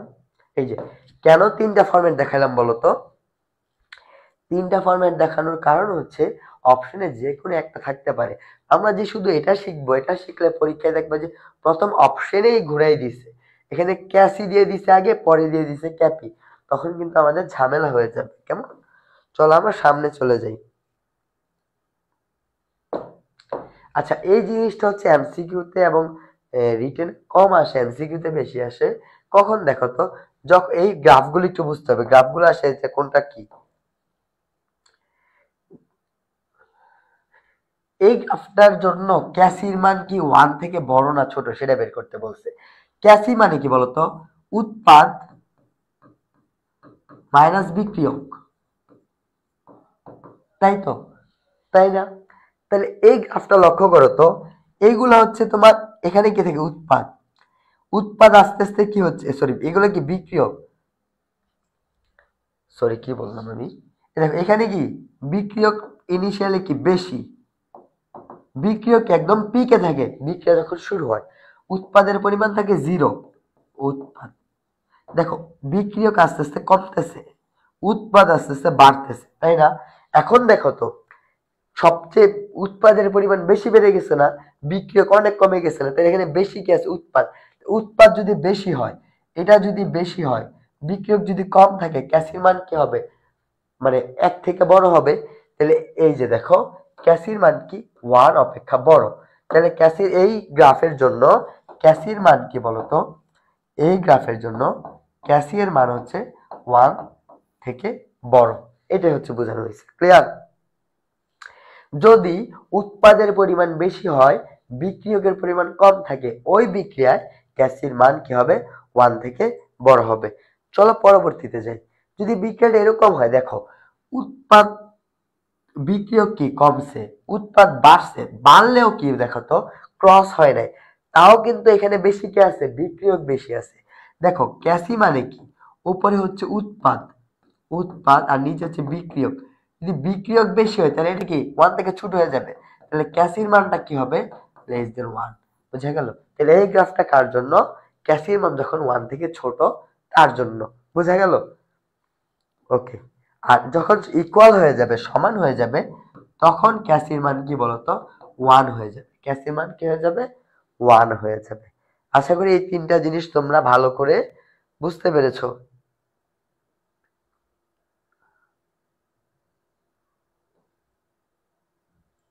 এবার আসো এসিড এবং ক্ষারক। আচ্ছা, তোমাদের হচ্ছে এখানে একটু ঝামেলা হয়েছে, আমি হচ্ছে এই স্লাইডটা আরো আগেই বানানো হয়েছিল তো।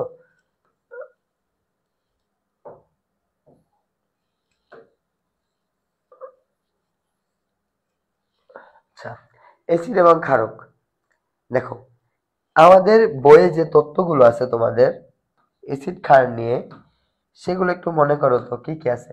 একটা আছে আরহেনিয়াস তত্ত্ব, একটা আছে ব্রনস্টেড লাউরি তত্ত্ব, একটা আছে লুইস তত্ত্ব। তোমাদের এটা খুব ভালো করে মনে রাখতে হবে। আরহেনিয়াস তত্ত্ব কি বলতো? জলীয় দ্রবণে যারা প্রোটন দিতে পারে তারা হচ্ছে অ্যাসিড, জলীয় দ্রবণে যারা হাইড্রোক্সিল দেয় তারা হচ্ছে ক্ষার। এটা আমরা জানি। সমস্যা বাদে হচ্ছে ব্রনস্টেড লাউরিতে যারা প্রোটন দেয় তারা অ্যাসিড, ঠিক আছে, কিন্তু যারা প্রোটন গ্রহণ করে তারা হচ্ছে ক্ষার। এটা মনে রাখতে হবে। যারা প্রোটন গ্রহণ করে তারা খায়। কিরকম ভাবে প্রোটন গ্রহণ করে? দেখো তো, এই যে ওয়াটার, সহজ একটা উদাহরণ দিচ্ছি, দেখো ওয়াটার প্লাস আরেকটা ওয়াটার আমি ভাইগে লিখলাম, হ্যাঁ, এই যে এই বিক্রিয়া থেকে কি তৈরি হয় জানো? এই প্রোটনটা কার সাথে যায়? এই পানির সাথে গিয়ে কি তৈরি করে? হাইড্রোনিয়াম আয়ন, H3O প্লাস আর হচ্ছে হাইড্রোক্সিল মাইনাস।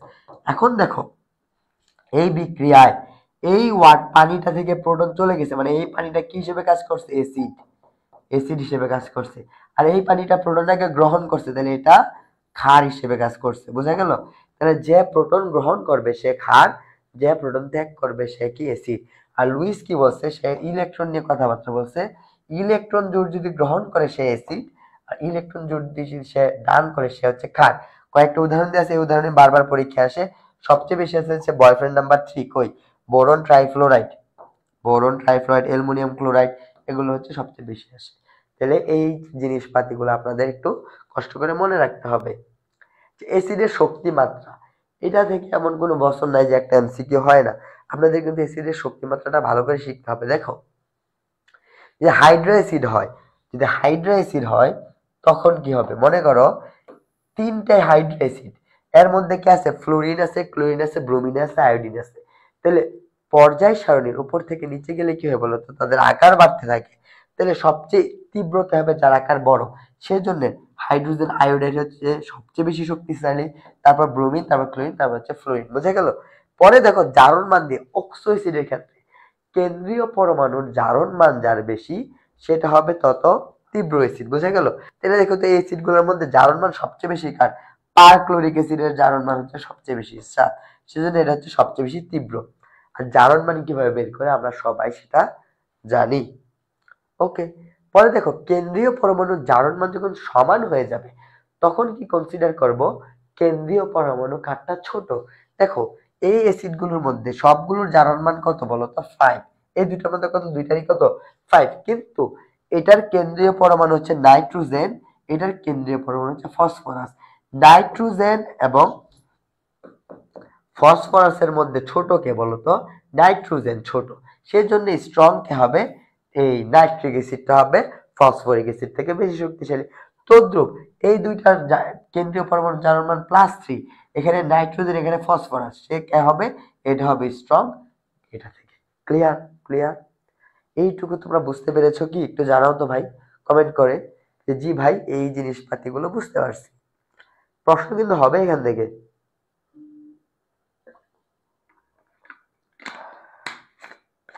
একটু ইয়েস লেখো যে জি ভাই এটা বুঝছি।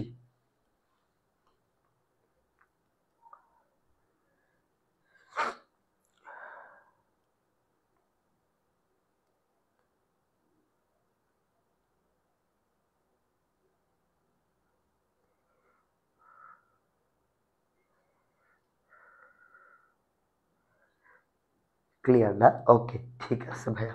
পরে দেখো যদি জৈব অ্যাসিড হয়, জৈব অ্যাসিডের মধ্যে হচ্ছে কার্বন সংখ্যা বাড়ার সাথে সাথে বা মিথিলিন গ্রুপ, মিথিলিন গ্রুপ মনে আছে কে, এই যে এটা CH2, এই কার্বন সংখ্যা বাড়ার সাথে সাথে কি হয়, তার অ্যাসিডের তীব্রতা কমতে থাকে। ক্লিয়ার? সেই জন্য দেখো ফর্মিক অ্যাসিড হচ্ছে সবচেয়ে বেশি শক্তিশালী, তারপর হচ্ছে ইথানোয়িক অ্যাসিড, তারপর হচ্ছে প্রোপানোয়িক অ্যাসিড। তিনটার মধ্যে পার্থক্য কি বলতে পারবা? একটা মিথিলিন গ্রুপের পার্থক্য, CH2 গ্রুপের পার্থক্য। ক্লিয়ার? আশা করি এটাও তোমরা বুঝতে পেরেছো। এবার আসি, এই জৈব অ্যাসিড হওয়ার পরেও যদি তার সাথে হেলোজেন গ্রুপ যুক্ত থাকে, হেলোজেন গ্রুপ যুক্ত থাকলে হেলোজেন গ্রুপের সংখ্যার উপর বেস করে অ্যাসিডের শক্তিমাত্রা নির্ধারণ করা হয়। দেখো তো ভাইয়ারা, এখানে হচ্ছে দুইটা ক্লোরিন যুক্ত আছে, এই তিনটা ক্লোরিন, ভুল আছে, 3 হবে। হ্যাঁ, এখানে তিনটা ক্লোরিন যুক্ত আছে, এখানে দুইটা ক্লোরিন যুক্ত আছে, এখানে একটা ক্লোরিন যুক্ত আছে, আর এখানে কোনো ক্লোরিনই নাই। যদি ক্লোরিন যুক্ত থাকে, ক্লোরিনের সংখ্যা যত বেশি হবে অ্যাসিডের শক্তিমাত্রা কি হবে, তত বেশি হবে। দ্যাটস ওয়াই এইটা হচ্ছে বেশি শক্তিশালী, তারপর এটা, তারপর এটা। ক্লিয়ার? লাস্ট হচ্ছে যদি ফ্লোরিন, ক্লোরিন, ব্রোমিন, আয়োডিন এগুলো যুক্ত থাকে, তাইলে দেখো ফ্লোরিন যেটার আকার সবচেয়ে ছোট সেটা হবে সবচেয়ে বেশি শক্তিশালী, তারপরে কি ক্লোরিন যুক্ত থাকলে তারপরে সেটা ব্রোমিন, তারপর হচ্ছে আয়োডিন। মনে রাখতে হবে অক্সো অ্যাসিডের ক্ষেত্রে কিন্তু, সরি, হাইড্রো অ্যাসিডের ক্ষেত্রে কিন্তু দেখতে হবে আয়োডিন বড়, সেজন্য সেটা শক্তিশালী। কিন্তু জৈব অ্যাসিডের ক্ষেত্রে যদি এরকম হেলোজেন গ্রুপ যুক্ত থাকে, ছোটটা হবে শক্তিশালী। ক্লিয়ার? মোট কথা জৈবর জন্য হচ্ছে ছোটগুলো শক্তিশালী, আর অজৈবর জন্য হচ্ছে বড়গুলো শক্তিশালী। এই হচ্ছে কথাবার্তা। এটুকু বুঝে থাকলে একটু জানাও, ইয়েস লিখে জানাও যে জি ভাইয়া ক্লিয়ার। তাহলে অ্যাসিডের শক্তিমাত্রা নিয়ে আর যেন কোনো কোশ্চেন না হয়, এর বাইরে অ্যাসিডের শক্তিমাত্রার কোনো প্রশ্ন হবে না, এর বাইরে অ্যাসিডের শক্তিমাত্রার কোনো প্রশ্ন হবে না, একটু জানাও।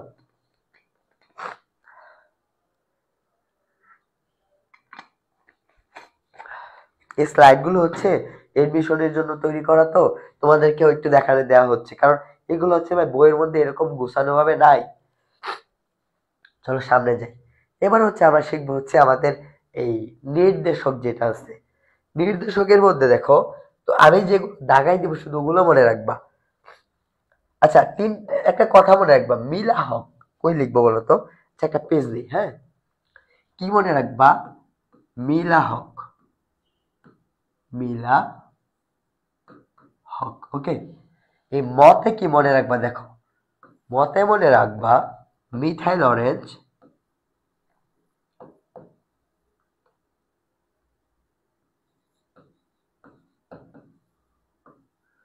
মনে রাখবা মিথাইল রেড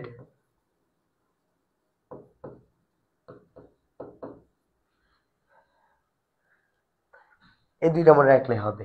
আর এই লতে মনে রাখবা এটা হচ্ছে অ্যাসিড, এটা হচ্ছে ক্ষার, বেস, অ্যাসিড এবং বেস। হ্যাঁ, এবি। লতে মনে রাখবা লাল, আর হতে মনে রাখবা হলুদ। তাহলে দেখো, মিথাইল অরেঞ্জ অ্যাসিড মিডিয়ামে হচ্ছে লাল বর্ণ দিবে, মিথাইল অরেঞ্জ ক্ষারীয় বর্ণে হচ্ছে হলুদ বর্ণ দিবে। তদ্রূপ মিথাইল রেড অ্যাসিড মাধ্যমে লাল বর্ণ দিবে, ক্ষারীয় মাধ্যমে হলুদ বর্ণ দিবে। তাহলে আমি মিলা হক দিয়ে আমি এই দুইটা শিখে ফেললাম যে অ্যাসিড মিডিয়ামে কি বর্ণ দিবে আর ক্ষারীয় মিডিয়ামে কি বর্ণ দিবে। ক্লিয়ার? এখন যদি এখানে আসি, দেখো মিথাইল অরেঞ্জ, এই যে দেখো মিথাইল অরেঞ্জ আর হচ্ছে মিথাইল রেড, অ্যাসিড মিডিয়ামে লাল বর্ণ দিবে দুইটাই, ক্ষারীয় মিডিয়ামে দুইটাই কি দিবে হলুদ বর্ণ। ক্লিয়ার? দুইটা শেষ। তাহলে তোমাদের এইটা ভালো করে শিখতে হবে। তারপর হচ্ছে লিটমাস, তো সবাই জানো নীল অ্যাসিড নীল লিটমাসকে লাল করে, তাই না? আর ভালো করে শিখতে হবে ফেনল রেড আর হচ্ছে ফেনফথেলিন। ক্লিয়ার? আর পিএইচ কাদের শিখতে হবে, যেগুলো দাগাই দিচ্ছি।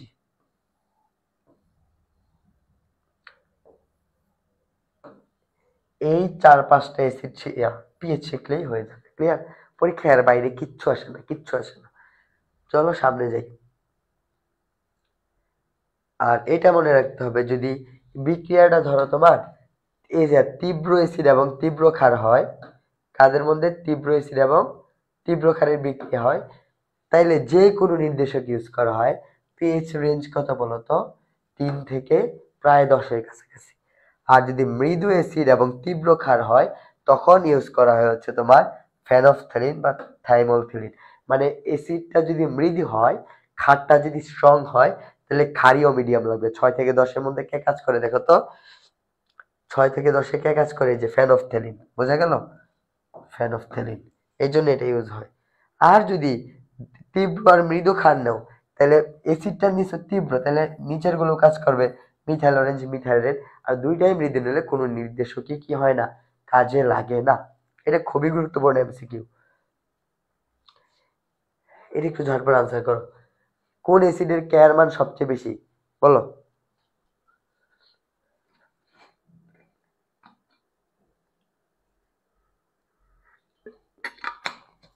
এখানে 4 আসবে, হ্যাঁ 4 আসবে। তাহলে এটা কেয়ার মান বেশি, অ্যাসিডের শক্তিমাত্রা বাড়বে, HClO4 এটা। আচ্ছা, আচ্ছা, এখানে আমাদের আবার একটু পড়াশোনা আছে। এবার পানির আয়নিক গুণফল নিয়ে একটু কথা বলতে হবে। কি? পানির আয়নিক গুণফল। একটু ধৈর্য ধরো, ক্লাসটা দেখো। দেখো পানির আয়নিক গুণফল কি? আমরা যদি 2 মোল পানির সাথে রিঅ্যাকশন করি, একটা কি কাজ করে অ্যাসিড হিসেবে, একটা বেস হিসেবে, একটু আগে আমরা এটা পড়ছি। কি তৈরি হয় বলতো? হাইড্রোনিয়াম আয়ন আর হচ্ছে হাইড্রোক্সিল আয়ন তৈরি হয়, তাই না? এটা তৈরি হয়। এখানে যদি কেয়ার মান কনস্ট্যান্ট বের করতে চাও, কি আসবে বলতো? উপরে যাবে হাইড্রোনিয়াম আয়ন, আর নিচে আর হচ্ছে হাইড্রোক্সিল আয়ন, নিচে কি আসবে? ওয়াটার আসবে স্কয়ার, তাই না? আর আয়নিক গুণ করলে কি হয়ে যাবে? KW। পানি আয়নিক গুণফল হয়ে যাবে কত বলতো? হাইড্রোনিয়াম আয়ন আর হচ্ছে হাইড্রোক্সিল আয়ন, তাই না? এটা হচ্ছে পানির আয়নিক গুণফল KW। এটার মান 25 ডিগ্রিতে কত? 25 ডিগ্রিতে কত জানো? 1 × 10⁻⁻14। কত? 1 × 10⁻⁻14। তাহলে KW এর মান কত? 1 × 10⁻⁻14। বুঝা গেল? তাহলে এই লাইনটা একটু আমাদের ভালো করে মনে রাখতে হবে। এখন লক্ষ্য করো, এই যে ওয়াটার, ওয়াটার কিভাবে ভাঙে বলতো? H প্লাস আর হচ্ছে হাইড্রোক্সিল মাইনাস। এটা যদি অ্যাস হয়, এটা কি অ্যাস, এটাও অ্যাস, দুইটা সমান সমান, তাই না? তাহলে হাইড্রোনিয়াম আর হাইড্রোক্সিল কি সেম জিনিস? তার মানে এটাকে যদি আমি একটু আবার ভাইগা লিখি, হাইড্রোনিয়াম আয়ন আর হচ্ছে হাইড্রোক্সিল আয়ন সমান কি বলতো? KW, তাই তো? এটাকে অ্যাস ধরলে এটা কি ধরা যায়? অ্যাস মানে কি বলতো? অ্যাস স্কয়ার সমান সমান কি? KW। তাহলে অ্যাস এর মান কি হবে বলতো? √KW, তাই তো? তাইলে আমরা যদি এটা বুঝি, তাহলে কি লিখতে পারি বলতো? Hydronium ion equal hydroxyl ion সমান সমান √KW, তাই তো? আর KW এর মান জানো কত 1 × 10⁻⁻14 তাহলে কত আসবে 1 × 10⁻⁻7 তাহলে কি বলতে পারি বলো তো হাইড্রোনিয়াম আয়নের 25 ডিগ্রিতে ঘনমাত্রা মান কত 1 × 10⁻14 7 হাইড্রোক্সিলেটটা কত একই জিনিস ক্লিয়ার এই হচ্ছে পানি আয়নিক গুণফল থেকে কথাবার্তা এখান থেকে অনেক এমসিকিউ আসবে তোমাদের চলো সামনে যাই তাহলে দেখতে পারবা এই যে এই একটা এমসিকিউ দেখি নিচের কোনটি সত্য নয় দেখো তো আচ্ছা PKW এখনো পড়াই নাই তো সেটা দেখাচ্ছি না পরে আচ্ছা এখনই দেখে ফেলি এটুকু গেল তারপরে দেখো এই যে আমরা কি পাইছিলাম বলো তো এই ডেরিভেশন দেখানো লাগবে না আমরা কি জানি PH প্লাস POH সমান হচ্ছে 14 এটা কিভাবে আসে জানো দেখাই দে রে ভাই আমরা কি পাইছিলাম বলো তো হাইড্রোনিয়াম আয়ন আর হচ্ছে হাইড্রোক্সিল আয়ন এটা সমান সমান কত পাইছিলাম 1 × 10⁻14 পাইছিলাম তাই না উভয় পাশে যদি লগ করো কি হবে মাইনাস লগ যদি নাও minus log of hydronium ion আর যেহেতু গুণ অবস্থা আছে কি হয়ে যাবে প্লাস হয়ে যাবে কি নিতে হবে minus log of hydroxyl ion তাই তো সমান সমান কি হবে মাইনাস লগ অফ 1 × 10⁻14 এরকম তাহলে দেখো minus log of hydronium ion কি PH আর minus log of hydroxyl ion কি POH সমান সমান কত বলো তো এটা লগ তো 14 হয়ে যাবে তো সূত্রটা এইভাবে আসে আর কি তাহলে এই সূত্রটা আমাদের কি করতে হবে মনে রাখতে হবে ক্লিয়ার এটা আমাদের একটু মনে রাখতে হবে আচ্ছা যাই হোক এসিডের শক্তিমাত্রা সঠিক ক্রম কোনটি আশা করি এটা পারবা HClO4 এটা 4 আসে নাই কিভাবে জারণ মান বের করে এটা জারণ মান 7 এটা কত 8 থেকে 2 6 এটা কত 6 থেকে 5 এটা কত 3 থেকে 2 হ্যাঁ এটা উত্তর হচ্ছে ডি এগুলো আমরা জানি জারণ মান বের করে কেন্দ্রীয় পরমাণু ক্ষারীয় মাধ্যমে ফেনফথেলিন কি বর্ণ দিবে ফেনফথেলিন কি বর্ণ দিবে ক্ষারীয় মাধ্যমে দেখো ফেনফথেলিন ক্ষারীয় মাধ্যমে কি বর্ণ দিবে ফেনফথেলিন ক্ষারীয় মাধ্যমে লালচে বেগুনি কি বর্ণ দিবে লালচে বেগুনি লালচে তো নাই শুধু বেগুনি আছে বেগুনি হবে ক্লিয়ার পরে দেখো নিচের কোনটি শক্তিশালী ক্ষার কেমনে বের করে ভাই দেখো সবগুলো কিন্তু ক্ষার দেখো এটা হচ্ছে sodium hydroxide potassium hydroxide lithium hydroxide caesium hydroxide একই গ্রুপের উপর থেকে নিচে গেলে তার ক্ষার ধর্মিতা কি বাড়ে ক্ষার ধাতুর ক্ষেত্রে তাহলে দেখো তো সিজিয়াম হাইড্রোক্সাইড কি সবার নিচে না তো এটা কি সবচেয়ে বেশি স্ট্রং ক্ষার হবে বুঝা গেল জলীয় ফেনফথ্যালিনের বর্ণ কততে হয় দেখো তো ফেনফথ্যালিনের বর্ণ হয় হচ্ছে তোমার এই যে 6 থেকে 8.5 এর মধ্যে একটু আগে দেখে আসছি তীব্র অ্যাসিড মৃদু ক্ষারের বিক্রিয়া অ্যাসিডটা তীব্র ক্ষারটা মৃদু তাহলে কি ইউজ হবে বলো তো মিথাইল রেড ইউজ হবে একটু আগে দেখে আসছি এইসব জিনিসপত্র এই যে KW এর মান কত 25 ডিগ্রিটা মনে রাখতে হবে 1 × 10⁻14 এটা তোমাদের মনে রাখতে হবে আশা করি বুঝছো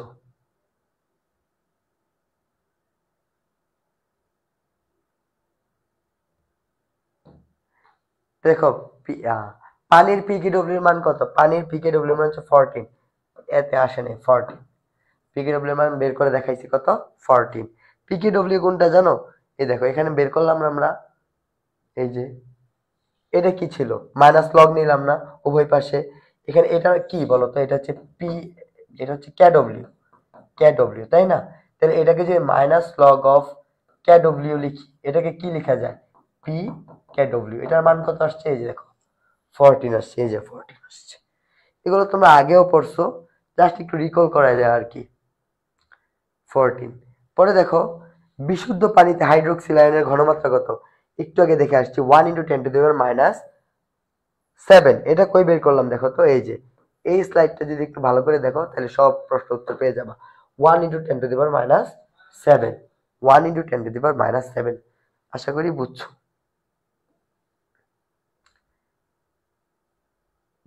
এবার আসি পিএইচ রিলেটেড কথাবার্তাতে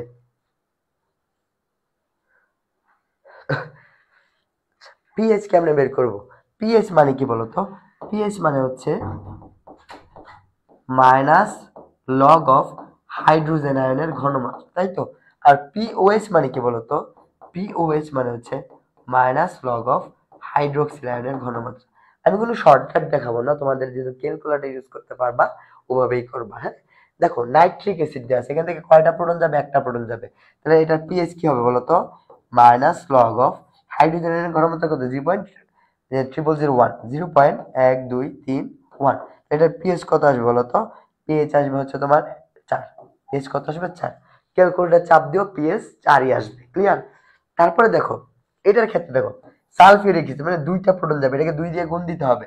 এটাকে 2 দিয়ে গুণ দিই তাহলে কি হয়ে যাবে বলতো? 10 হয়ে যাবে, তাই না? দশমিকের পরে কত? 2 ঘর। তো এটার পিএইচ কত হবে বলতো? পিএইচ হবে 2। মাইনাস লগ অফ এটা লিখে যা আসবে এটা শর্টকাট এভাবে বের করা যায়। ক্লিয়ার? তাহলে আশা করি পারবা। এখন দেখো ভাইয়ারা, তোমাদের এরকম যদি দেয় কোশ্চেন, কই গেল? এই যে ক্যালসিয়াম হাইড্রোক্সাইডের পিএইচ বের করতে বলছে। এটা ক্যালসিয়াম হাইড্রোক্সাইড, এটা কেমনে ভাঙে বলতে পারবা? এটা হচ্ছে এই যে ক্যালসিয়াম 2 প্লাস প্লাস হচ্ছে 2 হাইড্রোক্সিল মাইনাস, এভাবে ভাঙে, তাই না? এখন দেখো এটা একটা ক্ষার, ক্ষার থেকে কি আমি কখনো পিএইচ পাবো? পিএইচ তো পাবো না, আমি এখান থেকে কি পাবো? পিওএইচ পাবো। তাহলে কি হবে? POH equal minus log of hydroxyl আয়নের ঘনমাত্রা কত দেওয়া আছে? 0.0005, 0.1235। যেহেতু হাইড্রোক্সিল দুইটা আসবে, 2 দিয়ে মাল্টিপ্লাই করতে হবে। এখান থেকে আমার কি আসবে বলতো? এখান থেকে আসবে আমার পিওএইচ। পিওএইচ একটা আসবে, তাই তো। পিওএইচ কত আসবে বলতে পারবা? দাঁড়াও দেখি কত আসে। 3। পিওএইচ আসবে কত? 3 আসবে পিওএইচ। পিওএইচ আসবে 3। তারপর দেখো আমরা কি জানি? পিএইচ প্লাস পিওএইচ কত বলতো? 14। এখানে আমার পিএইচ কত হবে বলতো? 14 মাইনাস 3 মানে 11 আসবে। পিএইচ হবে আমার 11। তদ্রূপ একইভাবে এটা বের করবা। আশা করি এই জিনিসপাতি তোমরা পারবা।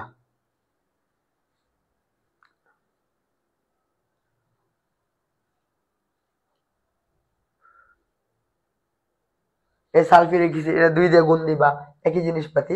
আরেকটা ম্যাথ আছে, যদি পিএইচ দেয়া থাকে, পিএইচ কত দেয়া আছে বলতো? পিএইচ দেয়া আছে 7.4। তোমাকে হাইড্রোজেন আয়নের ঘনমাত্রা বের করতে বলছে, তাহলে আমরা কি জানি? এটা মানে কি মাইনাস লগ অফ হাইড্রোজেন আয়নের ঘনমাত্রা। জাস্ট এন্ট্রি লগ করে দিবা, এই হাইড্রোজেন আয়নের ঘনমাত্রা চলে আসবে। বোঝা গেল? হাইড্রোজেন আয়নের ঘনমাত্রা চলে আসবে। এই ছোট্টখাটো ম্যাথ আসবে তোমাদের। তাইলে এই সব কথাবার্তা গেল। তারপরে হচ্ছে আমরা দেখব বাফার সলিউশন, বাফার দ্রবণ দেখবো। হ্যাঁ, বাফার দ্রবণ জিনিসটা কি? আমাদের লাস্ট টপিক সেটা হচ্ছে বাফার দ্রবণ। এটুকু বুঝছো কিনা একটু জানাও, কমেন্ট করে জানাও।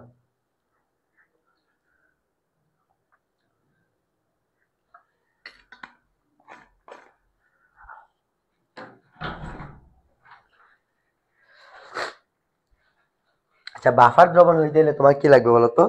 একটা মৃদু অ্যাসিড লাগবে এবং ওই অ্যাসিডের সাথে একটা স্ট্রং বেজের রিঅ্যাকশন করতে হবে।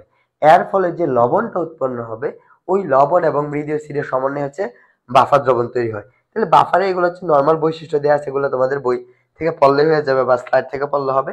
মেইন জিনিসটা দেখো, একটা মৃদু অ্যাসিড CH3COOH একটা মৃদু অ্যাসিড নিলাম।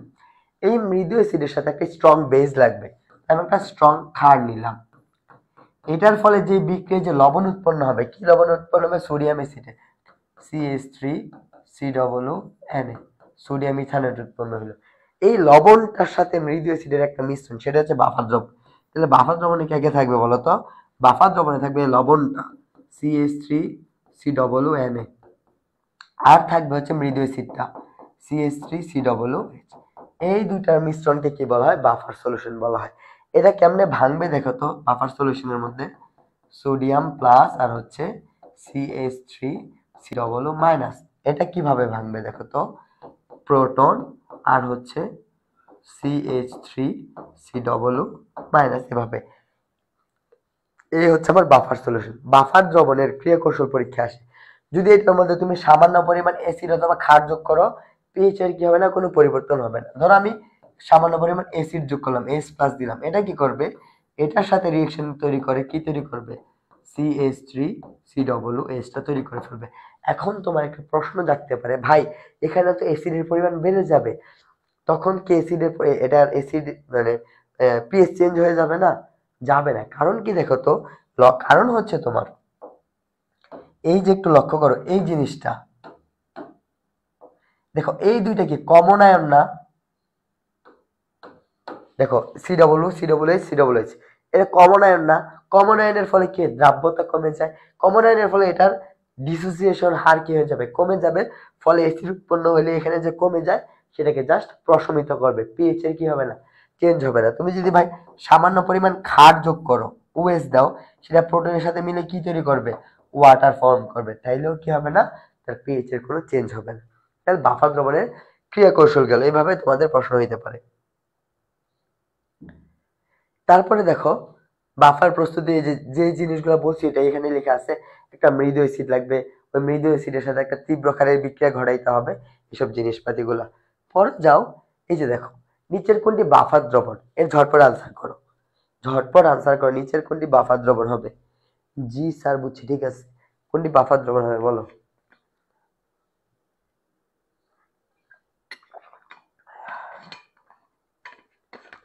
দেখো কি বলছে, এটা একটা অ্যাসিড, এটা একটা মৃদু অ্যাসিড। দেখো মৃদু অ্যাসিড মৃদু ক্ষার, তাহলে এটা বাফার দ্রবণ তো হবে না। কি লাগবে, মৃদু অ্যাসিড লাগবে, ওই এবং একটা লবণ লাগবে মৃদু অ্যাসিডের সাথে স্ট্রং বেজের।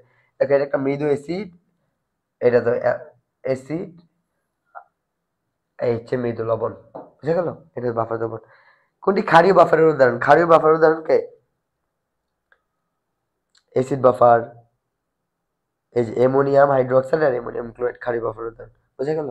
তাহলে আরেকটা জিনিস বাকি আছে তোমাদের, সেটা হচ্ছে এই বাফার দ্রবণ থেকে পিএইচ বের করে একটা সূত্র আছে, ইয়ার সূত্র, কি বলা হয় এটাকে, সল্ট বা অ্যাসিড, এরকম একটা সূত্র আছে, ওই পার্টটা একটু দেখে নিও কেমন। আজকের ক্লাসটা তোমাদের সাথে এটুকুই থাকলো, সকলেই ভালো থাকো। তোমাদের সাথে আগামীকাল দেখা হবে অর্গানিক ক্লাসে ইনশাল্লাহ। সকলে ভালো থাকো, সুস্থ থাকো। আসসালামু আলাইকুম।